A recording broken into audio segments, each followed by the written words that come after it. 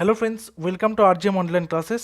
আজকে আমরা ভারতের সংবিধান বা ইন্ডিয়ান কনস্টিটিউশন থেকে ক্লাস নাম্বার 11-এ আলোচনা করতে চলেছি ফান্ডামেন্টাল ডিউটিস বা মৌলিক কর্তব্য নিয়ে। দেখো, আমরা ফান্ডামেন্টাল রাইটস পড়েছি, অর্থাৎ অধিকার, আমাদের মৌলিক অধিকার সম্পর্কে আমরা পড়েছি। এবার অধিকার যেখানে থাকবে সেখানে তো মানুষের কর্তব্য থাকা উচিত। শুধুমাত্র আমরা অধিকারের কথা শুধু বলে যাব এবং আমাদের কোনো কর্তব্য পালন করব না, তা তো হয় না, তাই না? যেহেতু ভারতবর্ষ দেশটা কোনো নেতা, কোনো মন্ত্রী, কোনো পার্টির নয়, এই দেশটা আমাদের প্রত্যেকের। এবং যেহেতু এই দেশটা আমাদের প্রত্যেকের, সেই জন্য দেশের সমস্ত রকমের গরিমা, সমস্ত রকমের ঐতিহ্য বজায় রাখার দায়িত্ব আমাদের। আমরা যেমন নিজেদের বাড়িঘরকে সব থেকে বেশি পরিষ্কার পরিচ্ছন্ন রাখি, সেভাবে আমরা যদি আমাদের দেশকেও পরিষ্কার পরিচ্ছন্ন রাখি, তাহলে আমাদের দেশটা কিন্তু বিশ্বের যে নকশা বা পৃথিবীর যে নকশা রয়েছে বা মানচিত্র রয়েছে, সেখানে অনেক এগিয়ে যাবে, তাই তো? ঠিক এই বিষয়গুলো কিন্তু আজকের ক্লাসে রয়েছে, অর্থাৎ ফান্ডামেন্টাল ডিউটিস, সংবিধান স্বীকৃত, সংবিধানে কোন কোন ফান্ডামেন্টাল ডিউটি বা মৌলিক কর্তব্যের কথা বলা হয়েছে এবং সেই কর্তব্যগুলো কিভাবে পালন করতে হবে, কাদের পালন করতে হবে, তার ক্রাইটেরিয়া কি কি রয়েছে, এবং সেই কর্তব্যগুলো পালন না করলে সেগুলো কোন কোন আইন, আহ, উম, কোন কোন পেনাল কোড, অর্থাৎ আইপিসি যেটাকে বলে ইন্ডিয়ান পেনাল কোড, সেই কত নম্বর ধারা অনুযায়ী সেগুলো শাস্তিযোগ্য হয়ে উঠবে, সেই সমস্ত নিয়ে আজকে কিন্তু আলোচনা করব। সবার প্রথমে ফান্ডামেন্টাল ডিউটিসের কথাটা যে বলেছে, the constitution of India lists down several duties for Indian citizens. This duties are called the fundamental duties, অর্থাৎ ভারতের সংবিধান ভারতের মৌলিক অধিকারের পাশাপাশি মৌলিক কর্তব্য কিছু উল্লেখ করেছেন বা কিছু কর্তব্য উল্লেখ করেছেন, যেগুলো ভারতের নাগরিকদেরকে মেনে চলতে হবে, এবং এগুলোকেই বলা হচ্ছে ফান্ডামেন্টাল ডিউটিস বা মৌলিক কর্তব্যসমূহ।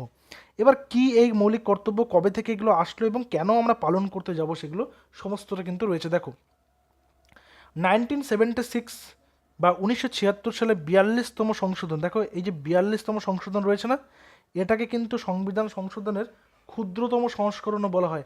তো বারবার তোমরা এটা দেখবে যে 42তম সংশোধনের উল্লেখ বারবার এসেছে, ওকে, কারণ এই সময় অনেকগুলো পরিবর্তন এসেছিল। তো 1976-এর 42তম সংবিধান সংশোধনের পর মৌলিক কর্তব্যের ধারণাগুলি অন্তর্ভুক্ত করা হয়েছে ভারতের সংবিধানে।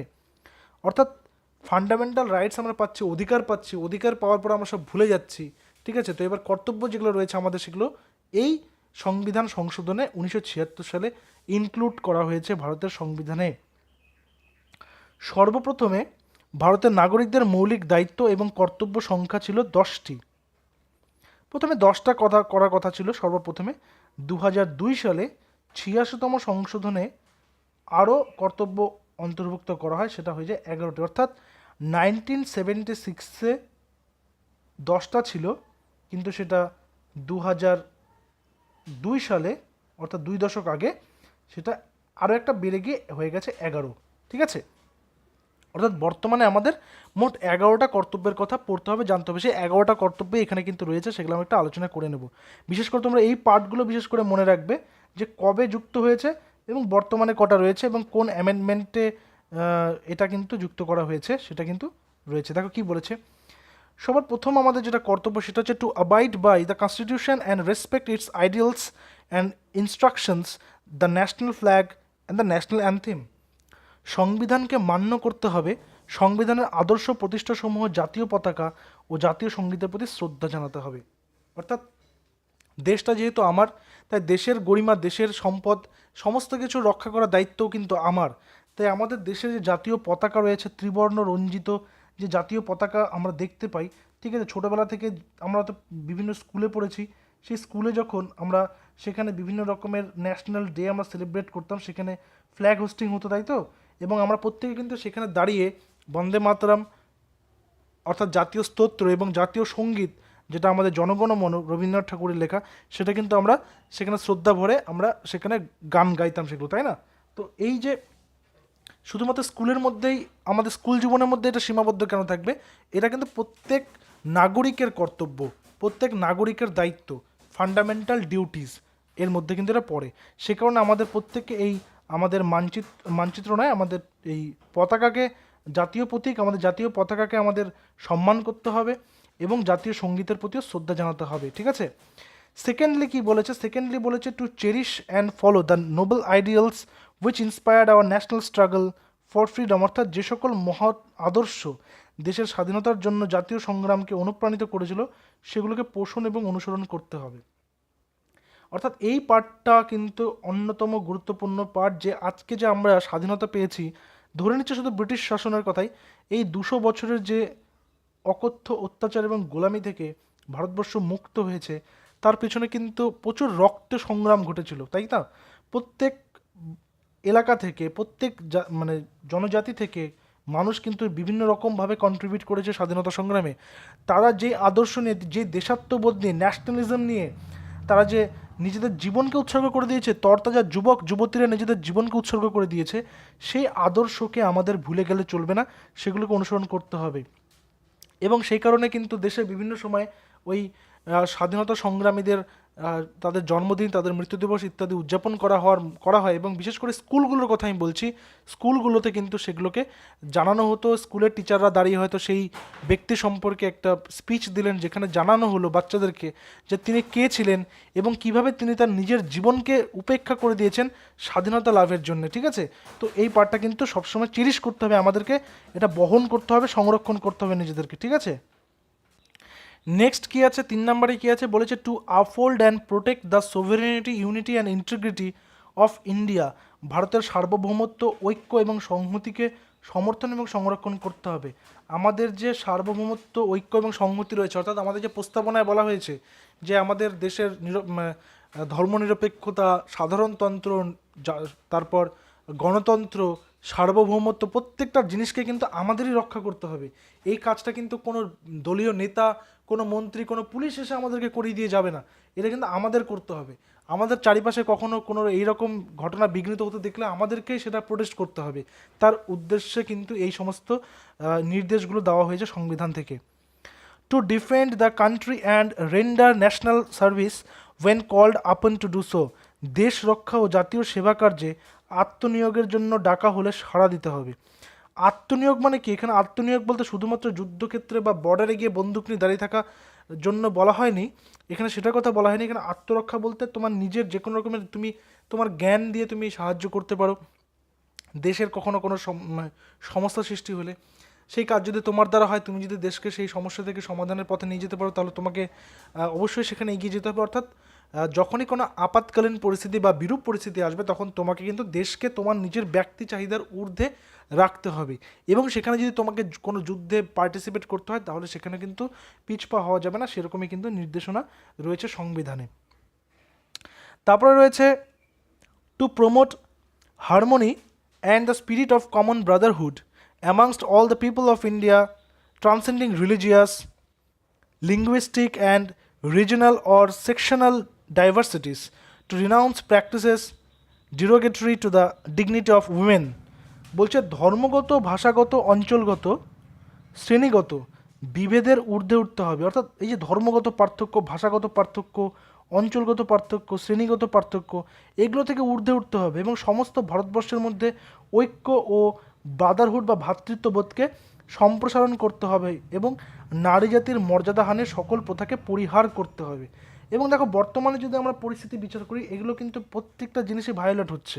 ধর্মগত হিংসা দেশের মধ্যে এখন অন্যতম হিংসা রয়েছে, ভাষাগত একটা সমস্যা রয়েছে, অঞ্চলগত, শ্রেণীগত, বিভিন্ন এলাকা ভিত্তিতে বিভিন্ন রকমের প্রবলেমসগুলো কিন্তু রয়েছে। এবং সেখানে যারা শিক্ষিত সম্প্রদায় বা সেখানে যারা সংবিধানের জ্ঞান রাখে বা সেখানে যারা শীর্ষস্থানীয় নেতা রয়েছে, তাদের এই সমস্ত দায়িত্ব সবার আগে নেওয়া উচিত, মানুষের মধ্যে, সাধারণ মানুষের মধ্যে সংবিধানের এই সমস্ত ভাবধারাকে পৌঁছে দেওয়া, এবং সর্বোপরি নারী জাতির মর্যাদা হানিকর যে ঘটনাগুলো ঘটে চলেছে, এবং সেগুলোকেও কিন্তু বন্ধ করার জন্য বিশেষ পদক্ষেপ নেওয়া। এগুলো কারা করবে? এগুলো হচ্ছে শীর্ষস্থানীয় যারা নেতা রয়েছে, তাদের একটা প্রধান দায়িত্ব হয়ে যায় সাধারণ মানুষকে এই ব্যাপারে অবগত করা, ঠিক আছে?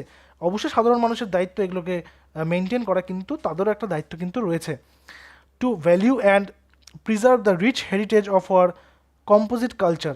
আমাদের যে দেশের মিশ্র সংস্কৃতি রয়েছে, যখন তোমরা ইতিহাসটা পড়বে, ইতিহাস যখন হরপ্পা মহেঞ্জোদারো থেকে পড়াটা যখন তোমার শুরু হবে, সেখান থেকে বিভিন্ন রকম বংশ তুমি পাবে। বিশেষ করে যদি বাংলায় আমি বলি, যে শশাঙ্কের পর বিভিন্ন পাল, সেন, তারপরে যে চলে আসলো বিভিন্ন রকম মৌর্য সাম্রাজ্য, গুপ্তযুগ, এই সমস্ত যে সমস্ত রকমের যে বিভিন্ন ইয়ে রয়েছে, বংশ রয়েছে, তারপর গোটা দেশে যদি আমি বলি চোল সাম্রাজ্য, পল্লব বংশ, তাদের সময়ে যে গোটা দেশটা বিভিন্ন রকমভাবে সংস্কৃতিতে উন্নতি সাধন করেছিল, তারপর সুলতান যুগ, তারপর মুঘল যুগ, তারপর ব্রিটিশ যুগ, এই যে প্রত্যেকটা জনজাতি প্রত্যেকটা ধর্মের রাজারা এক এক সময় সাম্রাজ্য করেছে এবং তাদের নিজেদের রুচি অনুযায়ী তারা কিন্তু সংস্কৃতিকে ডেভেলপ করেছে। তারা কিন্তু মন্দির, মসজিদ, বিভিন্ন স্মৃতিসৌধ, গির্জা, বইপত্র লিখেছে, পুঁথিপত্র আবিষ্কার করেছে, লিখেছে। এই প্রত্যেকটা জিনিস কিন্তু আমাদের কাছে আজকে এগুলো সম্পদ, তাই তো? এই সম্পদগুলোকে কিন্তু আমাদেরই রক্ষা করতে হবে, গৌরবময় ঐতিহ্যকে আমাদেরকে কিন্তু মূল্য প্রদান করতে হবে, আমাদেরকে কিন্তু এগুলোর মূল্য দিতে হবে বা এগুলোকে কিন্তু আমাদের রক্ষা করতে হবে।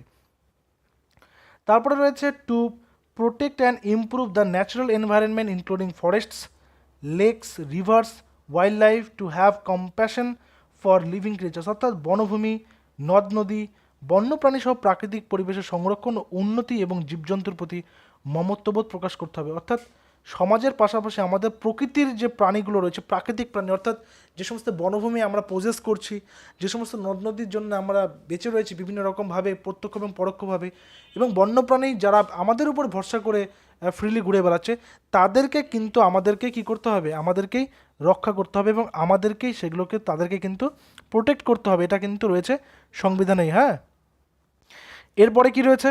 এরপরে রয়েছে to develop to the sacrifice temper, humanism and the spirit of inquiry and reform, অর্থাৎ বৈজ্ঞানিক দৃষ্টিভঙ্গি, মানবিকতাবোধ, অনুসন্ধিৎসু ও সংস্কারমূলক মনোভাবের প্রসার ঘটাতে হবে। অর্থাৎ আমাদের মধ্যে বৈজ্ঞানিক দৃষ্টিভঙ্গি, অর্থাৎ বৈজ্ঞানিক দৃষ্টিভঙ্গি বলতে কি ঘরে ঘরে বিজ্ঞানী তৈরি তা নয়, আমাদের কুসংস্কার থেকে বাইরে বেরিয়ে আসতে হবে। ঠিক আছে, আমরা ধর্মান্ধ হলে চলবে না। মানবিকতা বোধ আমাদের মধ্যে বাড়াতে হবে, অর্থাৎ হিউম্যান বিহেভিয়ারটা বাড়াতে হবে। অনুসন্ধিৎসু হতে হবে, অর্থাৎ কৌতূহলী হতে হবে, অর্থাৎ আমাদেরকে জানতে হবে বিভিন্ন কিছু, যে এটা কেন হচ্ছে, ওটা কেন হচ্ছে। সংস্কারমূলক মনোভাব রাখতে হবে, অর্থাৎ যেখানে আমাদের দেশের এবং আমাদের সমাজের এবং আমাদের সর্বোপরি নিজেদের যাতে আমাদের উন্নতি সাধন হয়, ক্ষতি সাধন যাতে না হয়। পরবর্তী পয়েন্টে বলেছে to safeguard public property and to abjure violence, অর্থাৎ জাতীয় সম্পত্তির রক্ষণাবেক্ষণ করতে হবে এবং হিংসার পথ পরিহার করতে হবে।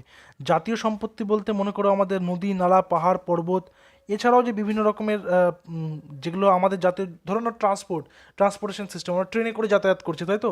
ট্রেনটা তো আমাদেরই, ট্রেনটা তো আমাদের নিজেদের, তাই না? ট্রেনটা তো মানে এমন না যে আমি একটা পার্টিকে সমর্থন করি আর একটা পার্টি কেন্দ্র রাজত্ব করছে দেখে আমি ট্রেনটাকে আমি ক্ষতি করব, ট্রেনে গিয়ে আমি এটা করবো, নোংরা করব, তা কিন্তু নয়। ট্রেনটা আমাদের জাতীয় সম্পত্তি এবং ট্রেনটা আমাদের টাকা দিয়েই কেনা হয়েছে। ঠিক আছে, তো এই জাতীয় সম্পত্তিগুলোকে কিন্তু আমাদের সংরক্ষণ করতে হবে, রক্ষণাবেক্ষণ করতে হবে। আমরা নিজেরাই যদি সেগুলোকে নোংরা করি, সেগুলোকে আবর্জনার মধ্যে করি, সেখান থেকে যদি কোনো কিছু আমরা ক্ষতি করি, তাহলে সেটা কিন্তু আমাদেরই আলটিমেটলি ক্ষতি হচ্ছে। বোঝা গেল?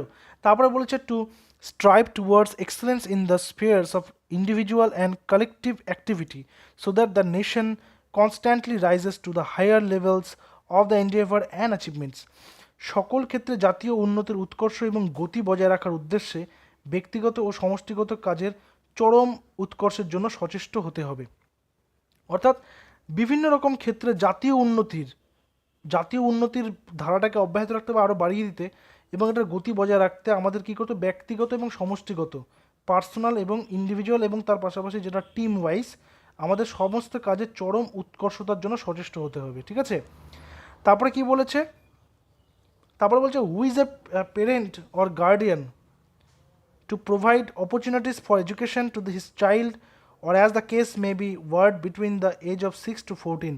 এখানে কিন্তু ওই যে ন্যাশনাল এডুকেশন পলিসির কথা না, সেটা নয় অ্যাকচুয়ালি, যে চাইল্ড যে অ্যাক্ট রয়েছে বা চাইল্ড এডুকেশন অ্যাক্ট যেটা রয়েছে বা চাইল্ড লেবার অ্যাক্ট যেটা রয়েছে, যেখানে বলা হয়েছে যে 6 থেকে 14 বছর বয়সী কোনো শিশুকে যদি কোনোভাবে কোনো রকম কোনো শারীরিক পরিশ্রম বা কোনো রকম কোনো হোটেল বা অন্য কোনো প্রতিষ্ঠানে কাজ করতে দেখা যায়, তাহলে সেটা চাইল্ড